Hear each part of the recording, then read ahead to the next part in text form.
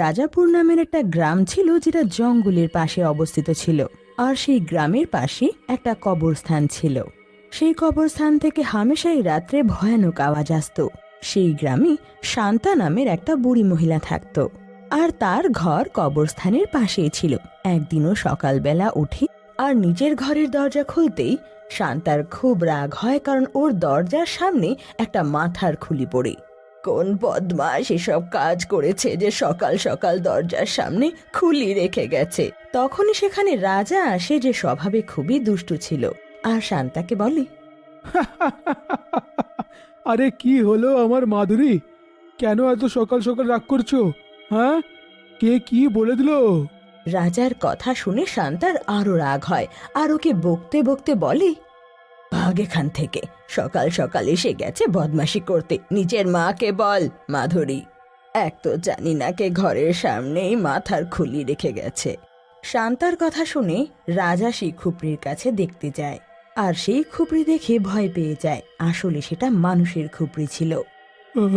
আরে মাসি, এটা কোনো পশুর নয়, এটা তো মানুষের কঙ্কাল। এটাকে এখানে কে এনে রেখে দিল রে? রাজার কথা শুনে শান্তার আরো রাগ হয়, আর ও রাজাকে বলে, আরে যদি আমি জানতাম তাহলে কি তোকে বলতাম? এটা তুই করিসনি তো? আরে মাসি, তুমি এসব কি বলছো? আমি এরকম নোংরা মস্করা কেনই বা করব? তখনই সেখানে দুই গ্রামবাসী রামু আর ভিখু আসে, আর পড়ে থাকা খুপড়িকে দেখে বলে, আরে এটা কি? হ্যাঁ, এ মানুষের মুন্ডু কে এনেছে? এখানে কে বা রেখেছে? আমি এটাকে এনেছি। এর ভেতরে ডাবের জল ঢেলে এটাকে আমি খাবো। হাহ, কি সব আজে বাজে বকছিস? আবে আমরা যদি জানতামই তাহলে কি এটাকে এখানে রাখতাম? কবে এটাকে ছুঁড়ে ফেলে দিতাম। চল, এটাকে এখন উঠিয়ে ছুঁড়েই ফেলা যাক। তারপর তারা সেই খুপড়িটাকে তুলে কবরস্থানে ফেলে দেয়, আর নিজের নিজের বাড়ি চলে যায়। পরের দিন সকালে শান্তার ঘরের সামনে আবার একটা খুলি পড়ে থাকে। শান্তা কিছু বুঝতে পারতো তার আগে ওখানে আরো গ্রামবাসী চলে আসে। সবার হাতে একটা করে মানুষের খুপড়ি ছিল। আরে এটা কি গ্রামবাসীরা, আজ তোমাদের ঘরের সামনেও মানুষের খুপড়ি পেলে?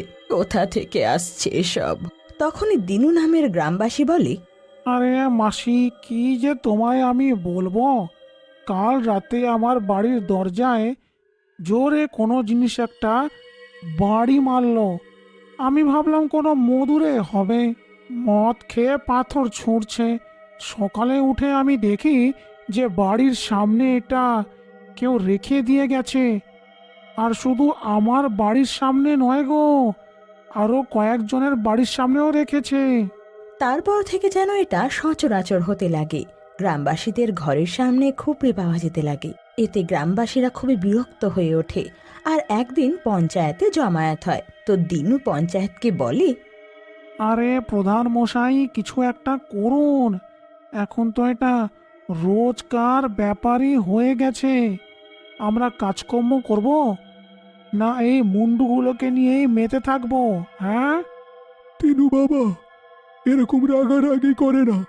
প্রথমে আমাদের তো এটা জানতেই হবে যে রোজ রোজ মানুষের মুন্ডুটা আমাদের গ্রামে আসছে কোথা থেকে। তবেই আমরা এই সমস্যার সমাধানটা করতে পারবো। তারপর গ্রামবাসীরা সিদ্ধান্ত নেয় যে রাত্রে ওরা দেখবে যে খুলিটা আসলে আসছে কোত্থেকে। রাত হয়ে যায়, কিন্তু গ্রামবাসীরা ভয়ের চোটে ঘরের ভেতরেই বসে থাকে। তখনই একটা গ্রামবাসীর দরজায় একটা খুপড়ি এসে লাগে। সেই ঘরের লোক দরজা খুলতে যেতে লাগে। এটা নিশ্চয়ই ওই মুন্ডুই হবে যে দরজার বাইরে বাড়ি মারলো। আমি একবার গিয়ে না, হ্যাঁ, গিয়ে দেখে আসি। হ্যাঁ, লোকটার কথা শুনে তার স্ত্রী ওকে বলে, চুপ করে বসো, খুব সাহস বাইরে যাওয়ার। এখনই কোনো ডাইনি থাকলে তোমার ঘাটটা মটকাবে, কোথাও যেতে হবে না। তখনই সেখানে রামু আর রাজা আসে। রামু রাজাকে বলে, আরে রাজা দাদা, এখানে তো সমানে মুন্ডু পড়েই যাচ্ছে, যেন মুন্ডুর বৃষ্টি হচ্ছে। হ্যাঁ রামুদা, ঠিকই বললে, কিন্তু একটা জিনিস লক্ষ্য করেছো? এই সব মুন্ডুগুলো ওই শ্মশান থেকেই আসছে। হ্যাঁ, একবার ওখানে গিয়েই দেখা যাক। তারপর দুজনে কবরস্থানের দিকে রওনা হয়। কবরস্থানে পৌঁছে ওরা কারোর জোরে জোরে হাসার আওয়াজ শুনতে পায়। তারা ভেতরের দৃশ্য দেখে ভয় পেয়ে যায়, কারণ ভেতরে কঙ্কাল আর ভূতে মিলে ক্রিকেট খেলছে। এ কি হচ্ছে গো রাজা দাদা, দেখো ভিতরে তো ডাইনিদের আইপিএল চলছে গো। ঠিকই বলছিস রে রামু, আমি তো এরকম দৃশ্য জীবনে দেখিনি রে। ডাইনিরা আবার ক্রিকেট খেলছে। কবরস্থানে যে ব্যাট করছে সেই কঙ্কাল বোলিং করা ভূতকে বলে, ডাইনি মাসি, এবার আমার শটটা দেখো, সোজা মুন্ডুটা গ্রামে গিয়েই পড়বে। আচ্ছা বাবা, তুই দাঁড়া, এমন বল করব যে সোজা গিয়ে আউট হবি। এটা বলে ডাইনি জোরে খুপড়ি কঙ্কালের দিকে ছোড়ে, কিন্তু কঙ্কাল ব্যাট দিয়ে সেটাকে জোরে মারে। সেই মাথার খুলি উড়তে উড়তে গ্রামে গিয়ে পড়ে। তখন দাঁড়িয়ে থাকা আরেকটা ডাইনি বলে, এই অসভ্য কঙ্কালটা এত জোরে মারে যে প্রতিবার গ্রামে গিয়ে পড়ে। এভাবে তো আর আমাদের ক্রিকেট খেলার জন্য খুলি বেঁচে থাকবে না। আরে আমার ডাইনি বোনটি, কেন এত চিন্তা করছিস রে? ওই গ্রামে মানুষেরই তো থাকে না। যদি এখানকার মুন্ডুগুলো কম পড়ে যাবে তো গ্রামবাসীদের মুন্ডুটা কবে কাজে আসবে? কঙ্কালের এই কথা শুনে ভূত আর ডাইনিরা খুব হাসতে লাগে, কিন্তু বাইরে দাঁড়িয়ে থাকা রামু রাজা শুনে ভয় পেয়ে যায়। আরে রাজা দা, এরা তো আমাদের গ্রামবাসীদের মারার যোজনা বানাচ্ছে গো। একবার যদি এখানকার মুন্ডু শেষ হয়, এরা তো গ্রামবাসীদের মুন্ডুর সাথেই ক্রিকেট খেলবে গো। আরে তুই না খুবই ভীতু, বুঝলি? আরে এখনো মুন্ডুগুলো শেষ হয়নি, আর এরা এত শিগগিরই গ্রামবাসীদের ওপরে আক্রমণ করবে না। তুই শুধু এখন এদের খেলাটা দেখ। তারপর রামু আর রাজা সারা রাত ভূত আর ডাইনির খেলা দেখতে লাগে। সারা রাত খেলা চলে, কিন্তু যে সূর্য ওঠে ওরা সবাই একটা বড় কবরে লুকিয়ে যায়। রামু রাজা এই সব দেখে নেয়, আর সকাল হতেই ওরা গ্রামে ফিরে গ্রামবাসীদের সব বলে দেয়। ওদের কথা শুনে গ্রামবাসীরা খুব ভয় পেয়ে যায়।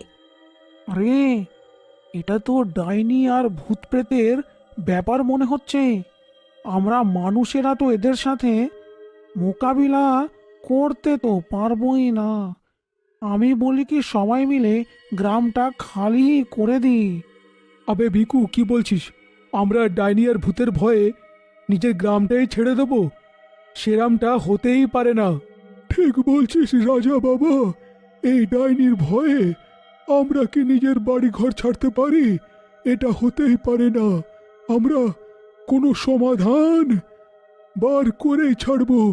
এরকম বলে প্রধান ওখান থেকে চলে যায়, আর রাত হতেই কঙ্কাল আর ডাইনিরা আবার খেলতে লাগে, আর খুলি গ্রামে এসে পড়তে লাগে। পরের দিন সকালে কিছু গ্রামবাসী গ্রাম ছেড়ে যাওয়ার কথা বলতে লাগে আর বেরিয়ে যায়। তখনই সেখানে গ্রাম প্রধান আসে, সাথে একটা সাধু বাবাকে নিয়ে। কারুর কোথাও যাওয়ার দরকার নেই, বুঝলে? এই বাবা আমাদেরকে এখন রক্ষা করবে। এই বাবা আমাদের আবার সাহায্য করবে? আরে এনাকে দেখে তো তাই মনে হচ্ছে যে কিছুদিনের মধ্যেই ওই কঙ্কালদের সাথে মিলে আইপিএল খেলবে। তুমি খুব বাজে আর অসভ্য ছেলে। তোর বড়দের সাথে কি করে কথা বলতে হয় জানা নেই। এটা বলে ও নিজের জাদু দিয়ে ভিকুকে ছাগল বানিয়ে দেয়। এটা দেখে গ্রামবাসীরা ভয় পেয়ে যায়, কিন্তু রাজা হাসতে লাগে। সাধু বাবা নিজের থলে থেকে একটা খুপড়ি বের করে মন্ত্র পড়তে লাগে, আর সেই খুপড়ি রাজাকে দিয়ে বলে, রাজা বাব, তুই কিছু একটা করে এই মুন্ডুটা কঙ্কালদের কাছে পৌঁছে দে। ব্যাস, তারপর দেখ কি হয়। তারপর রাজা আর রামু সেই খুপড়ি নিয়ে কবরস্থানে চলে যায়। এদিকে ডাইনি আর কঙ্কাল ক্রিকেট খেলতে লাগে। কঙ্কাল জোরে একটা শট মারে, আর খুপড়ি গ্রামে এসে পড়ে। তখন রাজা হাতের সেই খুপড়ি কবরস্থানে ছুঁড়ে দেয়, আর ডাইনি সেটা নিয়ে খেলতে লাগে।